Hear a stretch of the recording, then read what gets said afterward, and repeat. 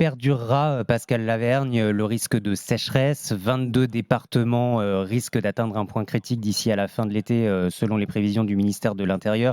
Des territoires ruraux, hein, pour la plupart, comme votre circonscription. Vous êtes éleveur bovin, Pascal Lavergne. Quelles conséquences sur l'agriculture de cette sécheresse durable? Est-ce que d'ores et déjà, vous demandez des aides exceptionnelles de l'État pour les agriculteurs, les éleveurs? Écoutez, vous savez, les agriculteurs, l'évolution climatique, on la vit depuis plusieurs années. Comme vous l'avez dit, je suis éleveur de bovins viande.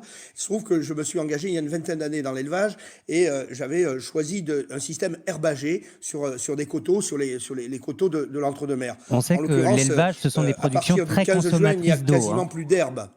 Donc, on a déjà beaucoup fait évoluer nos pratiques, Est-ce qu'on peut le voilà, faire encore, en stockant de Pascal Lavergne? l'alimentation. Pardon? Est-ce qu'on peut le faire encore et davantage? C'est ce que préconisent tous les hydroclimatologues, se restreindre en eau et en particulier l'agriculture.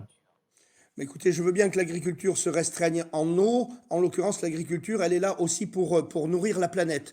Donc, on ne modifie pas non plus les pratiques et les habitudes alimentaires d'une nation aussi vite que certains le voudraient. Vous n'appelez Il pas à faut consommer continuer. moins de viande, Pascal Lavergne, pour ne pas aggraver la sécheresse, par exemple? Écoutez, moi je suis éleveur de bovins viande. J'ai très récemment, pendant la campagne électorale, fait la fresque sur le climat. En l'occurrence, la personne qui nous a accompagnés pour réaliser cette fresque sur le climat, qui est à vocation pédagogique, a été étonnée que je lui tienne le discours, un discours qui comprenait que effectivement la viande, il faudrait peut-être en produire moins Mmh. et en consommer moins à l'avenir.